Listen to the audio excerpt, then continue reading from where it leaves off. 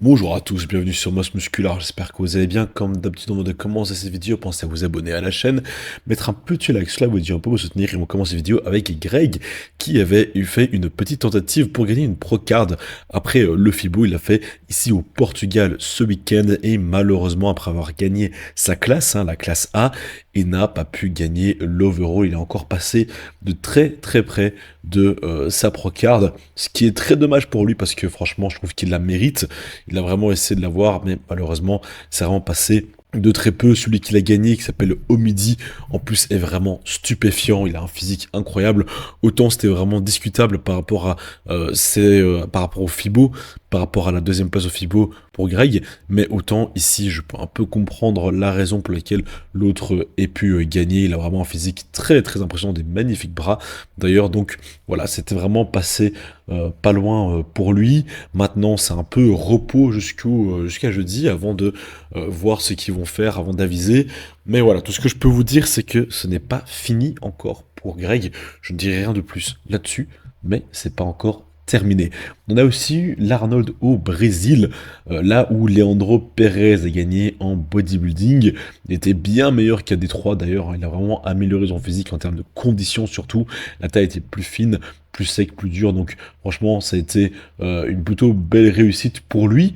Blessing Aodibu, qui avait aussi fait Détroit, qui avait battu d'ailleurs Leandro Pérez là-bas, lui fait troisième ici, malgré le fait qu'il a aussi amélioré son physique comparé à Détroit. Là, Blessing, il revient avec un physique beaucoup plus proche de ce qu'il avait lors de sa victoire à New York, c'est-à-dire avec un physique avec une taille beaucoup plus fine, un vacuum, même si c'est pas obligatoire en classique, je pense que ça lui va très bien, et ça montre que sa sangle abdominale a un meilleur contrôle, même aussi au niveau du dos, encore meilleur, plus complet, plus sec, la taille plus fine, donc vraiment Blessing a amélioré son physique, mais on est au Brésil, et au Brésil, être brésilien, d'un autre côté, ça aide quand même un petit peu à gagner, alors je ne dis pas que Leandro a gagné uniquement parce qu'il est brésilien, mais ça peut aussi peser un petit peu dans la balance. Malgré tout, je trouve quand même que Leandro est meilleur que Blessing, donc je vais pas non plus remettre en cause cette victoire. Je dis juste que voilà, ça aide un petit peu d'être brésilien quand on concourt au Brésil, mais je pense que ça avait été ailleurs, Blessing aurait quand même été peut-être deuxième, pas troisième, mais je ne pense pas qu'il aurait battu un Leandro Pérez aussi bon que ce qu'il était ici. Donc ce sera, je pense d'ailleurs, le premier Olympia cette année pour Leandro. Donc félicitations à lui qui va enfin pouvoir participer à son tout premier Mister Olympia. Tonio Burton qui prépare en ce moment le Pittsburgh Pro. Tonio qui est un de mes bodybuilders open préférés avec une ligne de dingue et puis surtout un dos incroyablement beau, incroyablement symétrique, incroyablement bien développé, harmonieux, avec des beaux trapèzes, des beaux infras, des beaux ronds, enfin vraiment, il y a tout ce qu'il faut. J'ai déjà dit plusieurs fois, mais je le redis encore, je trouve qu'il a un bien plus beau dos que celui de Derek. Derek a un gros dos, mais je trouve que le dos de Tonio, pardon, est plus joli. Tonio a un plus beau dos que Derek Lunsford. Il a un physique aussi qui me paraît beaucoup plus à l'ancienne, qui fait un peu plus 90s, 80s, enfin je dirais plus 90s, vraiment bodybuilding des années 90. Donc ça me plaît aussi beaucoup plus. Il est déjà qualifié pour Olympia, mais il décide quand même de faire le Pittsburgh Pro. Peut-être aussi New York dans la foulée, à voir.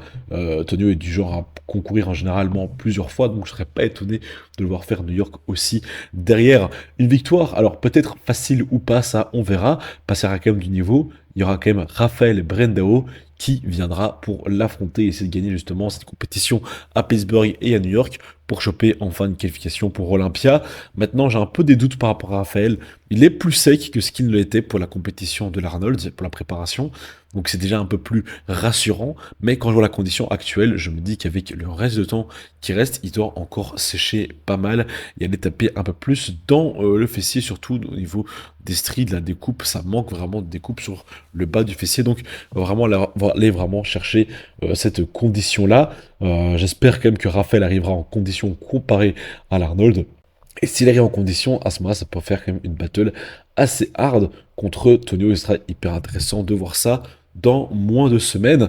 D'ailleurs, là-bas, on aura aussi les guest poses de Rosema, ainsi que Samson Doda, et bien sûr, d'autres bodybuilders, peut-être Nick Walker, ça je ne sais pas, mais bien sûr le Mister Olympia, Derek Lunsford, et d'autres bodybuilders. Le plus intéressant quand même, ça restera pour moi, bien sûr aussi André Jack, tiens, vous l'oubliez. Mais le plus important pour moi, ce sera de voir Rosema en guest pose face à un Samson Douda, parce qu'on aura enfin l'occasion de voir ce que vaut la Rosema face à d'autres bodybuilders open. Alors bon, c'est un guest pose, ils sont pas secs, mais c'est intéressant quand même de juste pouvoir voir en termes de volume musculaire, en termes de silhouette, s'il y a match ou pas. On va pas se mentir, hein, Rosema en ce moment, c'est clair, c'est sûr et certain que le mec ne va pas concourir en classique. Il est passé en open, c'est sûr. Et puis surtout, on aura un Samson qui est au-delà des 160 kilos, en restant quand même relativement propre. Il y a alors juste la sangle abdominale qui est, allez, ça manque de contrôle, elle est quand même pas mal dilatée. Maintenant, c'est un peu normal avec le volume alimentaire qu'il mange. Je sais qu'il y a beaucoup de gens qui critiquent la sangle abdominale de Samson en ce moment, mais le mec, il bouffe à crever, donc c'est normal qu'elle est comme ça. Ce sera plus inquiétant s'il était comme ça à quelques semaines d'Olympia, mais là ici, en pleine bulk, en pleine phase de prise de masse, à ce poids-là, c'est normal que la sangle se relâche un petit peu et qu'il ait un petit peu de contrôle dessus. Tant qu'il peut avoir un très bon contrôle dessus quand il arrive à Olympia, c'est le plus important. Donc je suis pas non plus trop inquiet par rapport à Samson là-dessus, surtout qu'il a déjà fait d'autres grosses prises de masse avant dans le passé. Il y a aussi ce même, entre guillemets, souci qui arrivait, mais après sur scène, le jour J, il n'y a aucun problème au niveau de la taille de Samson, donc je suis pas trop inquiet pour ça. On aura d'ailleurs aussi en classique physique, Diego classique, qui a d'ailleurs encore bien évolué d'ailleurs pour le Pittsburgh Pro et pour New York. Diego qui est incroyablement bon. D'ailleurs, j'ai confirmation que New York et Pittsburgh sont tous les deux des compétitions qui qualifient automatiquement pour Olympia en classique physique. Donc, gagner une seule de ces compétitions qualifie et pas unique, et pas devoir gagner les deux. Une fois que tu as gagné New York, c'est aussi qualifiant. Pour Pittsburgh, je savais, mais pour New York, j'avais un peu oublié, mais c'est aussi le cas. Donc, Diego affrontera bien sûr le 5e mondial, Niall Darwen, qui lui aussi vient avec un très très gros niveau. Maintenant, je pense que Diego peut venir un peu plus sec que Niall, à voir que ça donnera. Niall est quand même plutôt bien parti sur cette première compétition, sur cette première échéance, mais Diego me semble un peu plus sec pour le moment, donc à voir un peu ce que ça va donner le jour J. D'ailleurs, à New York, on aura aussi Paul Gustave qui concourra en men's physique, qui est toujours en train d'essayer de choper une qualification pour Olympia, en espérant que Paul, justement, la gagne à New York, parce qu'à ce moment-là, il ne devra pas faire d'autres compétitions, il sera directement qualifié pour Olympia en men's physique. Donc, on aura aussi un représentant français, une fois de plus, sur l'une des plus grosses scènes du bodybuilding à l'international, et ça, c'est vraiment super, donc encore une fois, on lui souhaite bonne chance à Paul Gustave. Il faut juste qu'il vienne un peu plus conditionné que ce qu'il a fait pour l'Arnold, et il a toutes ses chances de gagner. William Bonac, lui, est à 6 semaines de, je pense, potentiellement Dubaï, pour essayer aussi de choper une qualification Olympia pour cette année. Étonnant de voir que d'ailleurs Bonac est toujours actif, concourt encore toujours, et puis surtout est toujours à un niveau monstrueusement bon, ultra rond. J'ai l'impression que le dos s'est amélioré, bizarrement. J'ai l'impression qu'il a, je vais pas non plus dire réparé les lésions qu'il avait dans le dos, mais franchement là, le dos, il me paraît quand même plutôt bien, il me paraît pas si mal comparé à ce qu'il pouvait avoir avant au niveau des dégâts nerveux. Donc plutôt content de voir ça chez William Bonac. Je pense qu'il va encore venir avec une condition de fou.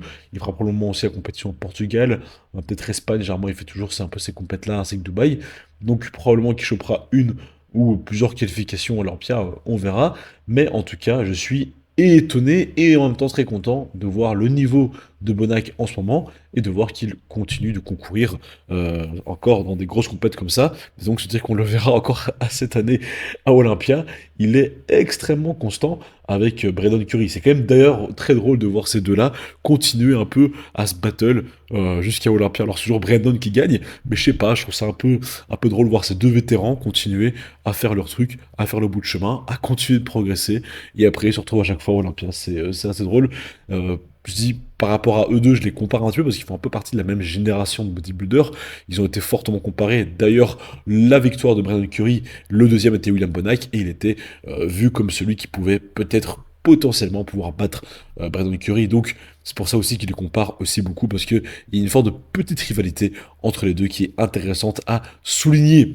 Sébastien Terrel, le bodybuilder français, le meilleur poseur français en termes de coaching d'ailleurs aussi, est à 6 semaines de son Pro Show classique physique, sa première échéance de l'année, qui normalement devrait être la compétition à Marseille en France, hein, qui sera donc un Pro Show qui qualifie pour Olympia en classique physique. Enfin, pas directement une qualification pour Olympia, bien sûr il faudra gagner un deuxième show derrière, mais ça fait gagner des points en tout cas, et ça fait partie de ceux qui te donnent une première victoire. Donc Seb étant plutôt bon chemin pour cette compétition, ça commence à plutôt bien sécher, surtout au niveau des cuisses. Il commence à être bien découpé. Il a des cuisses quand même de fou, Sébastien. Elles sont vraiment ultra impressionnantes. C'est vraiment au niveau des bras, je pense, où il y a toujours le petit retard. Il a une structure un peu similaire finalement à celle de Greg, mais en beaucoup plus grand, avec un bas du corps très dominant, une belle largeur épaule, mais vraiment au niveau des bras, où c'est là où il y a un petit peu plus de retard à ce niveau-là. Donc très intéressant et bien sûr bonne chance à Seb pour ses premières compétitions. Ce week-end, bien sûr, on aura aussi des pro qualifiers ultra intéressants. Nous sommes enfin arrivés au week-end de la SIGI et je serai enfin sur place pour faire des vidéos, pour faire des interviews, pour pouvoir voir cette compétition incroyable qu'on a teasée depuis des mois. Et on aura Mathieu qui d'ailleurs est en train de m'inquiéter un petit peu par rapport à la stratégie mise en place. Il est quand même relativement bas en poids. Il a réussi à passer le poids qu'il fallait pour la peser, mais là ils sont descendus beaucoup plus bas à 101,8 kg, ce qui est quand même très bas et très loin de sa limite. Alors probablement que le but c'est de faire une stratégie pour pouvoir commencer à recharger et être plein le jour de la compétition, mais quand je vois tout le volume musculaire qui a été sacrifié, bah, je trouve ça un petit peu dommage. Je pense que ça aurait été plus intéressant pour lui de garder quand même sa ligne et ses forces, venir peut-être un petit peu moins rempli, mais par contre bah, juste plus musclé, parce que j'ai un peu l'impression qu'il a quand même perdu beaucoup de muscles pour arriver à son poids, ce qui casse quand même pas mal sur son physique et qui casse quand même pas mal sur sa ligne, parce que là il a commencé à manger dans ses pecs, dans son dos, et puis surtout bah, dans les épaules, et c'est vraiment dommage. Et même en rechargeant beaucoup, même en étant fort conditionné, en étant rempli de glycogène, il va jamais recréer des fibres musculaires, il va jamais récupérer le muscle qu'il aura perdu lors de cette phase ultra basse en calories et surtout en glucides. Donc je me pose pas mal de questions par rapport à cette méthode et à cette stratégie pour Mathieu, parce que il a sacrifié quand même beaucoup de volume musculaire, je trouve, dans cette histoire. Et surtout que face à lui, on aura Oumar Silla, qui lui par contre est beaucoup plus plein déjà maintenant, beaucoup plus rempli, beaucoup plus rond même en général, qui a un physique même, je dirais, plus abouti que celui de Mathieu, et que lui par contre n'a pas... Alors bien sûr, je pense qu'il a quand même sacrifié de la masse, mais n'aura clairement pas sacrifié autant de masse que Mathieu, et puis surtout n'aura pas sacrifié sa ligne pour pouvoir faire le poids.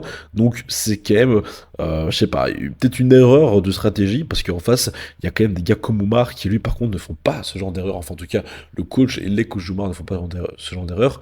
Le coach avec qui il est maintenant, Martin Winston, j'ai jamais vraiment vu faire ce genre d'erreur. Il amène toujours ses bodybuilders ultra propres et au poids, et puis surtout ultra sec. Donc je suis assez confiant pour Mar à voir ce que ça donnera à cette compétition, et j'ai hâte de pouvoir enfin voir ça de mes propres yeux. Ça va être une compétition de fou furieux. Et bien sûr, mais bon, du coup, malheureusement, je pourrais pas voir ça parce que c'est un petit peu loin.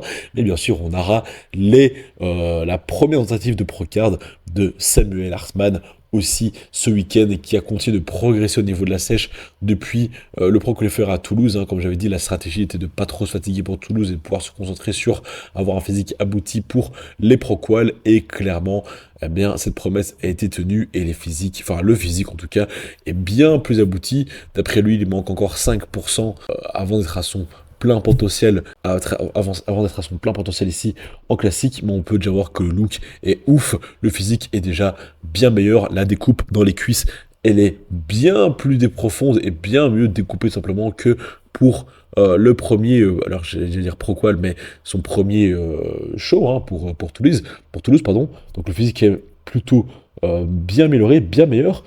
Et en plus, il n'est même pas en recharge. Et malgré tout, il garde quand même toujours ses rondeurs, surtout dans les épaules qui sont bien rondes, ses cuisses. Donc je suis très content de voir que le look est aussi bon chez Samuel Hartmann. Et donc j'ai très hâte de voir ce que ça va donner pour son tout premier Proqual. Peut-être une Procard, j'espère pour lui une Procard. Qui sait, ce serait quand même assez cool de la gagner du premier coup.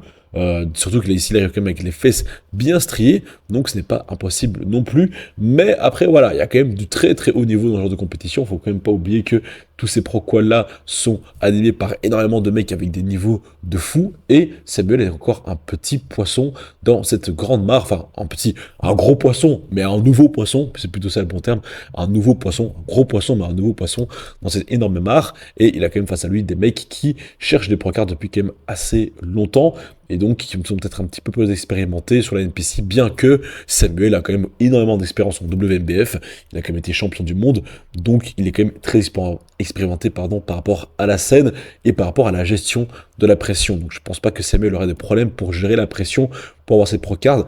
Bien du contraire, je pense qu'il vient avec une énorme confiance en lui, ce qui est une très très bonne chose. Et voilà, c'est tout pour cette vidéo, j'espère qu'elle vous aura plu. On souhaite bien sûr bonne chance à Samuel, à Oumar, à Mathieu, pour un excellent week-end. Allez, c'était Karim de Moss Muscular, à bientôt, ciao.